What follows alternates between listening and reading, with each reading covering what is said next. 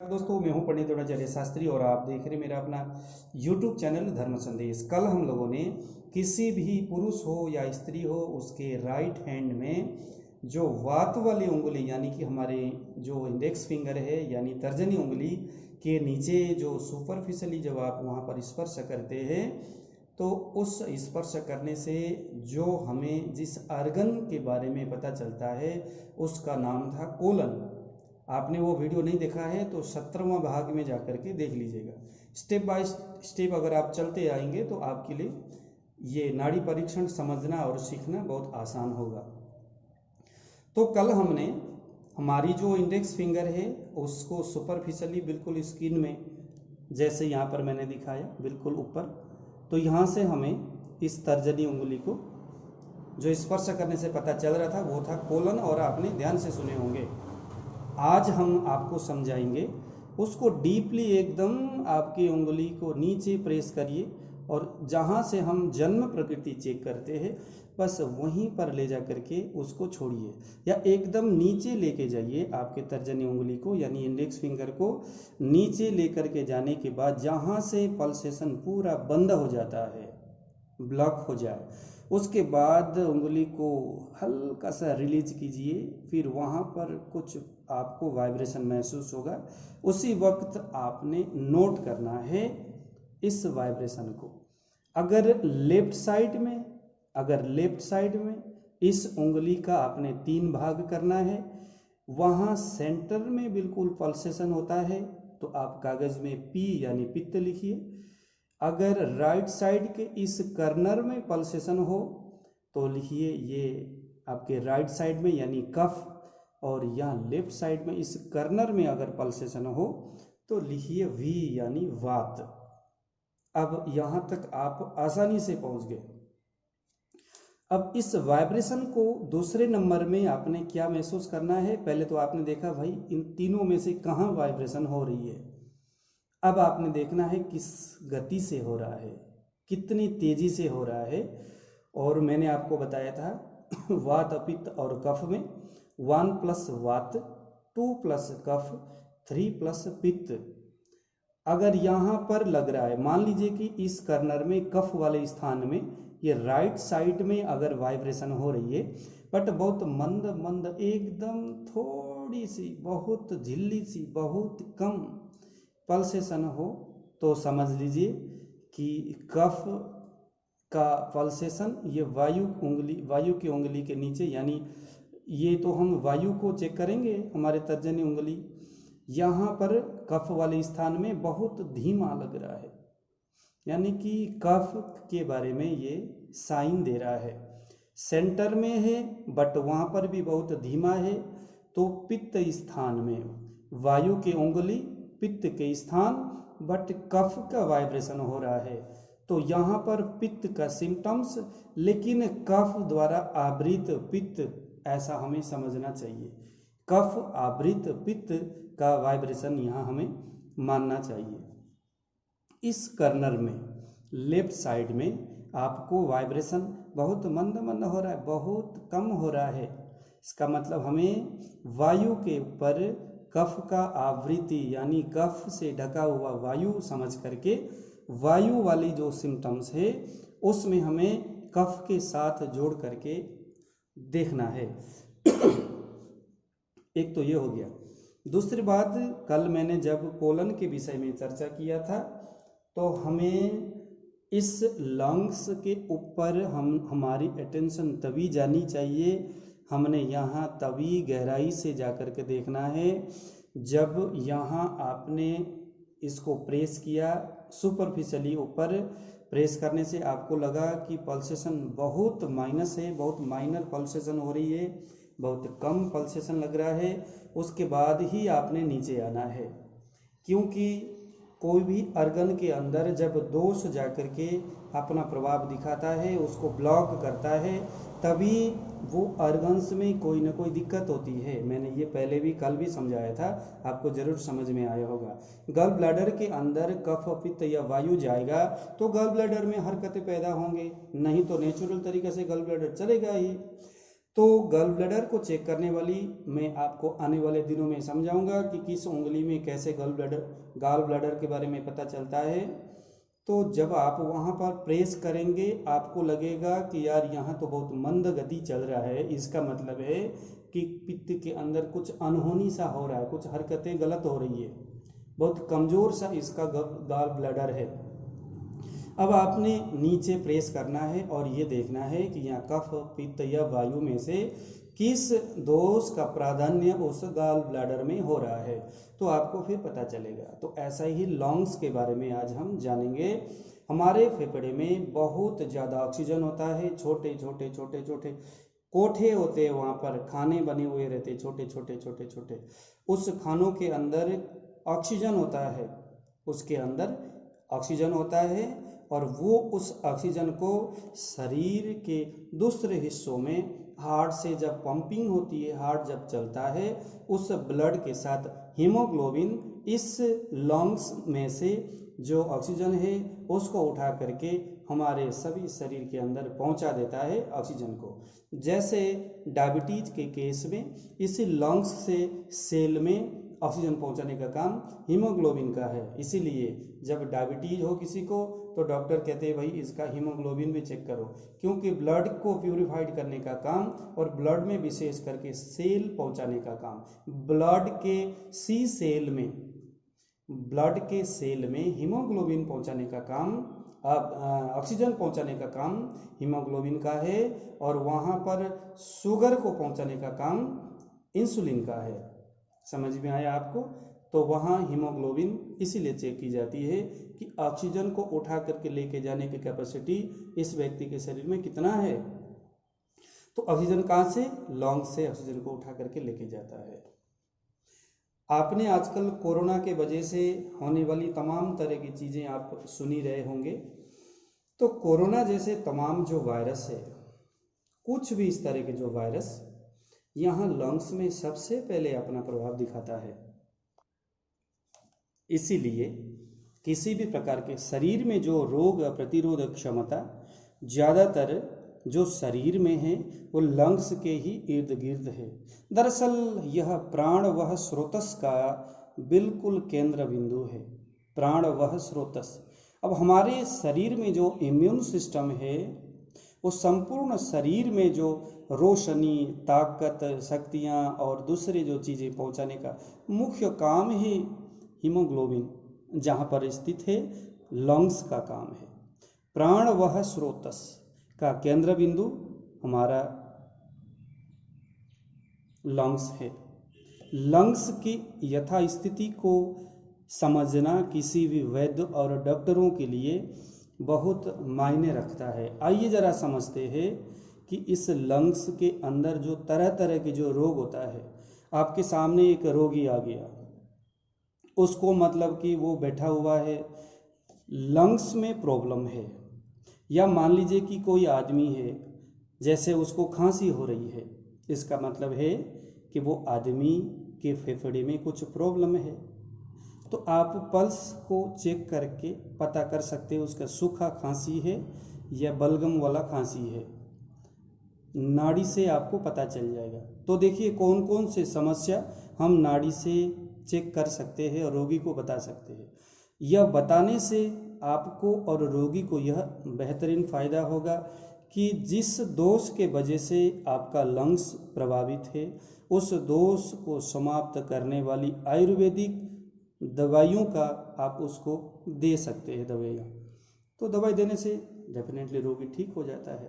तो सबसे पहले मैंने आपको बताया था किसी भी लड़का और लड़की के राइट हैंड को पकड़ना है और उसके तर्जनी उंगली, ये 3 उंगली रखा, तर्जनी उंगली को आपने, पहले तो हम कोलन में सुपरफिशियली देख रहे थे लेकिन अभी हमने देखना है लंग्स को। तो हम जाएंगे बिल्कुल डीपली नीचे तक जाएंगे, ये देखिए जहाँ से हम जन्म प्रकृति चेक करते हैं। यहाँ चेक करने से आपके ये वायु वाले स्थान में इस कोने में, हाँ दोस्तों, इस कोने में आपको वाइब्रेशन लग रहा है, बिल्कुल इस कोने में। तो इसका मतलब आपको दिमाग में यह बैठानी चाहिए कि इस व्यक्ति के लंग्स में यानी फेफड़े में जो कुछ भी हो रहा है वो वायु से प्रभावित होकर के हो रहा है। तो ऐसे करते ही तमाम रोगों में से 6-7 रोग आपके सामने, जो वायु जब फेफड़े में भरेगा तो कौन कौन से रोग होंगे आपके दिमाग में बैठा लेनी चाहिए। सबसे पहले ड्राई कफ, है ना, ड्राई कफ, सूखी खांसी रोगी में होने की संभावना है। मान लीजिए कोई सूखी खांसी खांसते हुए बलगम नहीं है, इसका मतलब है उस रोगी के शरीर में, उसके जो फेफड़े, जो लॉन्ग्स है, वहाँ पर वायु भरा हुआ है, वायु से व्यावृत है। वो कैसे, आप जब आपने उंगली को नीचे दबाया, यहाँ पर डीपली, जहाँ हम जन्म प्रकृति देखते हैं, इस कोने में आपको ये पल्सेशन महसूस होगा। तुरंत आप कह सकते हो भाई आपके तो ड्राई कफ है क्या। अगला कहेगा हाँ जी, क्योंकि यहाँ पर वाइब्रेशन होगा। अब ये ड्राई कफ कितनी तेजी से होता है, तो यहाँ होने वाली जो पल्सेशन है उसकी मात्रा को आपने देखना है, वो कितनी तेजी से उछल रहा है। पित्त वाला तेजी है या कफ वाला तेजी है या वायु वाला तेजी है। पित्त वाला तेजी है तो जोर जोर से खांसता है, कफ वाला है ना, जैसे 2+ पल्सेशन लग रहा है तो मीडियम खांसता है, और V+1+ अगर यहाँ पर पल्सेशन लग रहा है तो बहुत धीरे धीरे कभी कभी खांसता है। जैसे रात में सोते वक्त वायु बढ़ जाता है शरीर में, जब वायु का समय होगा तो उस वक्त खांसी होगा। 2+ पल्सेशन लगे जब कफ का टाइम होगा, जब कफ का समय होगा, तो सुबह सुबह जो है वो कफ का समय, जैसे भोजन करने के बाद कफ का समय है तो फिर उस वक्त खांसी होगा। तो खांसी कब होगा वो भी आप यहाँ से बता सकते हैं। कफ का समय में, कफ समय में खांसी होगा, अगर यहाँ पर 2+ वाइब्रेशन होगा, तो इस तरह से आप इस खांसी के बारे में आप बता सकते हो। अस्थमा एलर्जी, पल्सेशन लगी है तो अस्थमा एलर्जी हो सकता है। अच्छा, एक चीज़ आपको बताऊं, यहाँ घरघराहट, इस शब्द को मैंने यहाँ पर लिखा हुआ है। घरघराहट दो तरह से, कुछ लोग रात में सोते वक्त घर घर घर घर करके, है ना, घूरने लग जाते हैं, तो वो घूरना भी इसी फेफड़े की वजह से या इसी लंग्स के वजह से होता है। वैसे घूरने की जो है वो 2 तरह से इंसान घूरता है। पहला कारण ये हो सकता है कि वो आदमी के नाक के अंदर की, नथुनी के अंदर के जो भाग है वहाँ हड्डी या मांसल थोड़ा सा बढ़ जाता है, तो नाक से श्वास प्रश्वास सही तरीके से ना होने से वो घूरना शुरू करता है। या तो उसके फेफड़े में वायु भरा हुआ हो तो भी वह यहाँ पर घरघराहट करता है। या कुछ खांसी करते वक्त अगर यहाँ पर P3 वाली स्थिति अगर आ जाए, यहाँ पर इस पल्सेशन में P3 वाली स्थिति आ जाए, तो वो इस तरह की खांसते वक्त बीच बीच में, जैसे है ना, जब वो बोलता है तो भी हल्का सा कफ पूरी तरह से बाहर निकलता नहीं है, कफ है भी नहीं, लेकिन घरघराहट उसमें होगा। जैसे बुजुर्गों में ज़्यादातर ये ऐसा दिखा जाता है, ठीक है, वो पूरा सा खांसता भी नहीं है और कफ बलगम भी निकलता नहीं है। उस स्थिति में जो है, अगर यहाँ पर जोर जोर से यहाँ वाइब्रेशन हो, है ना, P3 वाला स्थिति यहाँ पर नजर आए तो उसको ये वाली स्थिति होंगे, है ना। यहाँ कफ भी नहीं निकलेगा, लेकिन हल्का हल्का सा गर्मी के वजह से थोड़ा सा घरघराहट उसमें बनेगा। बार बार उसको ड्राई छींक आना, सूखी छींक, बलगम तो निकलता नहीं लेकिन बार बार सूखा वाला छींक आता है। सूखा वाला बलगम मैंने आपको बता दिया। या V1 वाली स्थिति अगर यहाँ पर बहुत कम, अगर यहाँ पर वाइब्रेशन हो तो सूखा वाला बलगम उसको आता है। बलगम आता है लेकिन सूखा सूखा सा, बहुत मुश्किल से बड़ी मेहनत किया, दिन भर लगा रहा तो थोड़ा सा बलगम उसका निकलता है। तो यह स्थिति भी इसी तरह से होगा। ड्राइनेस, अगर यहाँ पर ये पित्त वाली वाइब्रेशन यहाँ पर अगर होती है, जोर जोर से यहाँ पर पल्सेशन होने लगे तो ड्राइनेस, क्योंकि गर्मी के वजह से शरीर में जो है ना ड्राइनेस बढ़ जाती है, हाथ और स्किन में थोड़ी सी एक तरह से ड्राई हो जाता है, सूख जाता है ना, सूखापन उसकी स्किन में आता है। और एक चीज़ और, अगर यहाँ पर वाइब्रेशन हो इस वाले भाग में, कर्नर में, तो कर्कश सा आवाज आपने देखे होंगे, कुछ जो पुरुष है उनकी आवाज फटी फटी सी, जब आप ऐसा करिए, आपका जो गले में जो कंठ वाली जो भाग है जहाँ पर गांठ है वहाँ पर 2 उंगली से पकड़िए, जैसे मैंने अपने केस में पकड़ा, क्या हाल है भैया। तो ये वाली जो आवाज है, मोटा सा कर्कश सा जो आवाज है, ये किसी किसी के नेचुरल आवाज हो जाता है, बोलता है तो ऐसा ही, हाँ जी कैसे हो आप, तो ये वाली आवाज वहाँ से निकलता है। समझ में आया आपको मैं कैसे बोल रहा हूँ? तो ऐसे ही आवाज बंदा जब निकलना मुंह से जब आना शुरू हो जाए, समझ लो कि उसके यहाँ पर वाइब्रेशन हो रही है, उसके छाती में, उसके लंग्स में वायु भरी हुई है। देखो आपको मज़ा आ रहा है कि नहीं, आपको समझ में आ रहा है कि नहीं, ये सभी चीज़ें जो मैं आपको समझा रहा हूँ। अगर आपको कोई समझ में ना आए तो ज़रूर आप नोट करो, अगर समझ में आए तो आप ज़रूर, आपके जो यार दोस्त है जो नाड़ी सीखना चाहता है उन्हें आप ज़रूर ये वीडियो को आप शेयर कीजिएगा। क्योंकि दोस्तों मैं अपने गुरु से सीखा हुआ हूँ, बहुत लंबे समय से मैंने नाड़ी परीक्षण का ये सारी चीज़ें मैंने सीखा हुआ है, और हम लगे रहते हैं इस चीज़ को, प्रैक्टिस भी हम लोग करते रहते हैं। तो आप भी इसको देखो, ये चीज़ें आपको फ्री में आपको मिल रहा है ना, इस यूट्यूब के माध्यम से।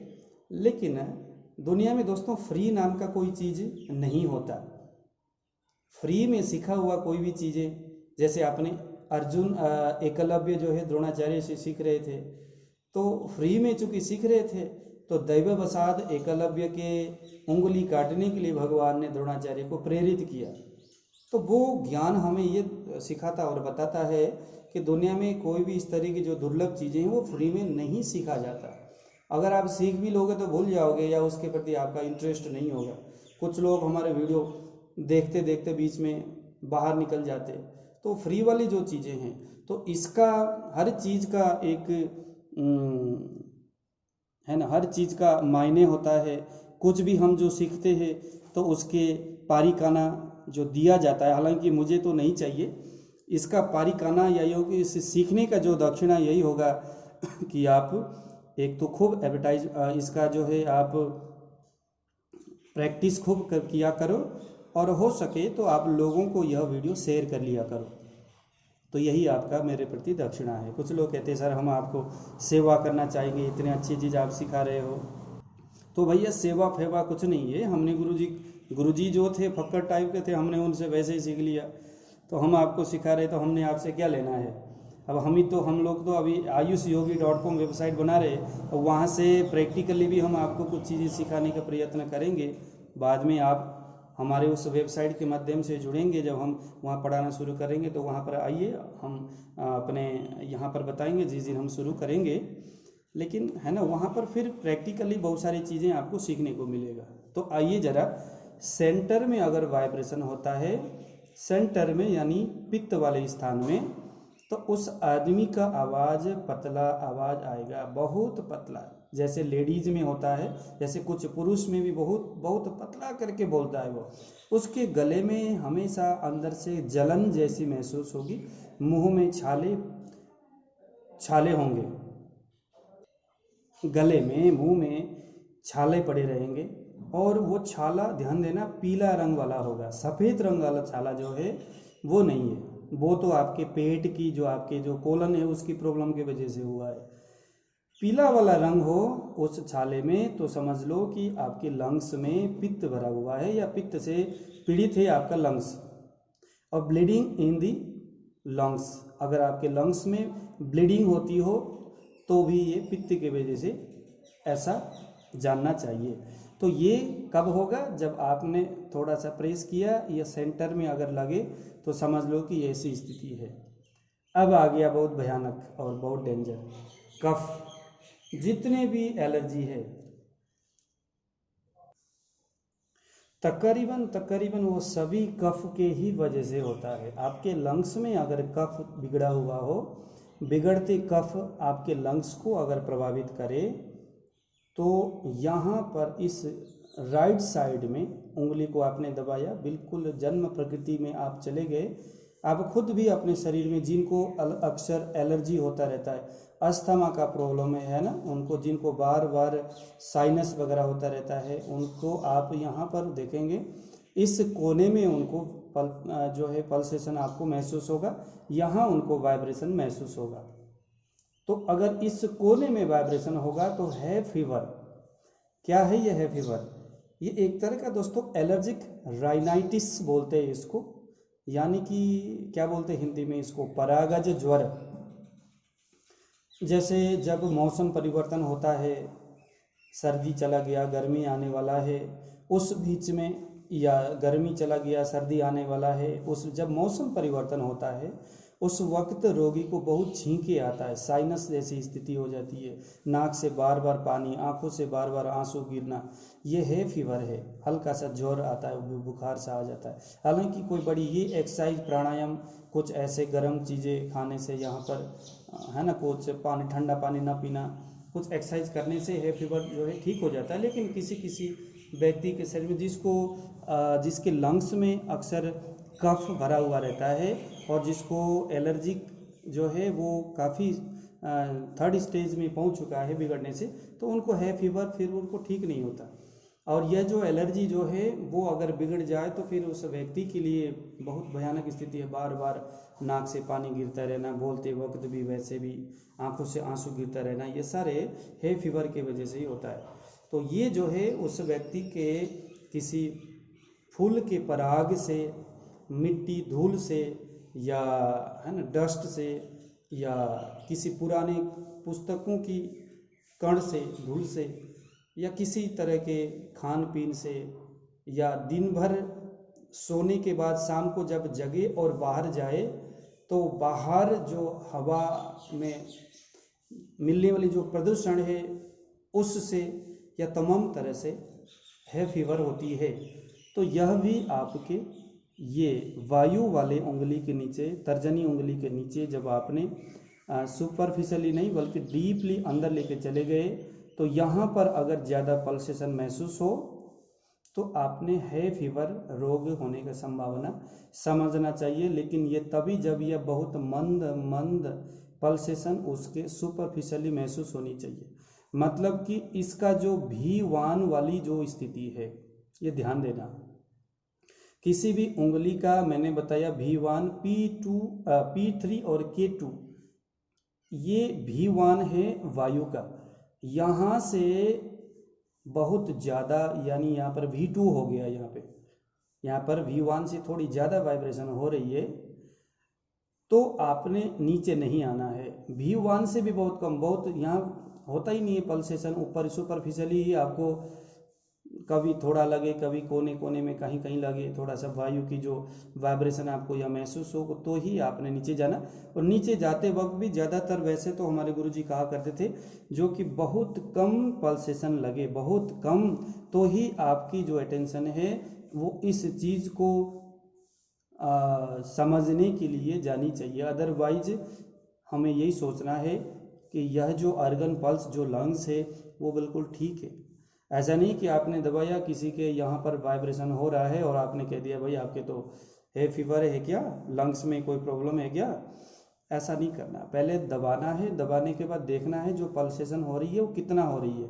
बहुत मरा मरा सा ऐसे लगता है, जो पुराना गाड़ी है चलने में बड़ी दिक्कत हो रही है, रुक रुक करके चल रहा है, रुक रुक करके चल रहा है, धीमा धीमा चल रहा है, बड़े धक्का लगाने से जो चीज़ें आगे बढ़ता है। जैसे छोटे बच्चे पढ़ने में मन नहीं करता और उनको बड़ा समझाना पड़ता है, मार मार करके स्कूल भगाना पड़ता है। समझ में आ रहा है मेरी बात? वो नेचुरल तरीका से जो चलना चाहिए, कूदना चाहिए, उस हिसाब से नहीं कूद रहा है, बहुत मंद मंद बड़ी धीमी धीमी से वहाँ पर जो चल रहा है। तभी आपने लंग्स के बारे में जो विकृति मैंने बताया उसको आपने सोचना है। तो पहले नंबर में आया है फीवर, दूसरे नंबर में आया दोस्तों एलर्जी, किसी भी वजह से एलर्जी है। अब ये एलर्जी को कैसे पता करें? आपने कहा भाई एलर्जी है, अब ये भी एक बहुत गुप्त नॉलेज है, कैसे पता करें? एलर्जी आपने कह दिया भाई, एलर्जी भी आपको हो सकती है। एलर्जी किस चीज़ की है? ये भी एक बहुत अच्छी नॉलेज है और जानने वाली चीज़ है। पता लगाने का बहुत बढ़िया तरीका है। जहाँ पर ये जो गांठ है, ये मोटी वाली उंगली के नीचे देख रहे होंगे आप, यहाँ पर गांठ है। मैं जरा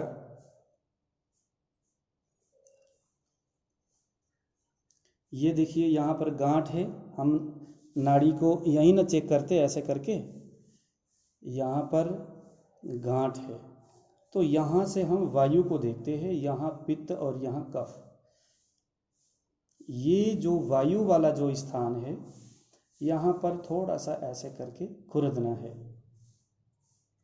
खुरद करके फिर आपने वो तमाम चीज़ें यहाँ पर डालना है जो अक्सर रोगी खाया करता है। थोड़ा सा डस्ट डालिए, या थोड़ा सा किसी फूल के पराग डालिए या ऐसे कुछ चीज़ डालिए।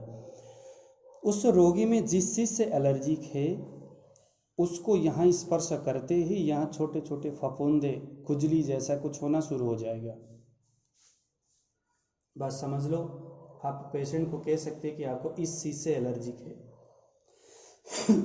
पेशेंट को कहिए कि बस इससे थोड़ा दूर रहिए, इसका इस्तेमाल मत करिए। अस्थमा भी हो सकता है, कफ वाला अस्थमा, जोर जोर से श्वास लेता है और बलगम बाहर निकलता है। यहाँ पर भी अस्थमा है, लेकिन यह एलर्जी वाला अस्थमा है। जितना मर्जी श्वास लंबा समय खींचे बट कफ नहीं निकलता। सूखी वाली और ये कफ वाली अस्थमा, ठीक है। और पल्सेशन कफ वाले स्थान में आ जाए तो आपको निमोनिया भी होने का संभावना होता है। निमोनिया जो है उसके आँखों को देख लेना, आँखों की क्या स्थिति है। निमोनिया भी आपको यहाँ से पता चलेगा, बलगमी खांसी भी आपको यहाँ से पता चलेगा। तो इस तरह से दोस्तों लंग्स के बारे में मैंने आपको बताया। कफ से है, पित्त से है, वायु से है। आपने सुपरफिशियली से नीचे आए, डीप में चले गए और वहाँ आपने देखा 3 भाग किया, 1 2 3, वायु पित्त कफ। जहाँ पर भी पल्सेशन लगे मंद मंद लगनी चाहिए, ध्यान देना, मंद मंद लगनी चाहिए। तो ही आपने ये वायु पित्त और कफ को देखना है। मंद पल्सेशन होगा, बिल्कुल मंद होगा तो ही आपने इसमें ध्यान देना है, अदरवाइज नहीं देना। अदरवाइज ये सोचो कि लंग्स ठीक है। उस मंद पल्सेशन में आपने V1 P3 और K2 को आपने महसूस करना है। ध्यान देना, जो चीज़ बहुत मंद उछलता है उसकी मंदता में भी उसकी पावर होता है। कितना मंद है ना, 1+ मंद, 2+ मंद या 3+ मंद।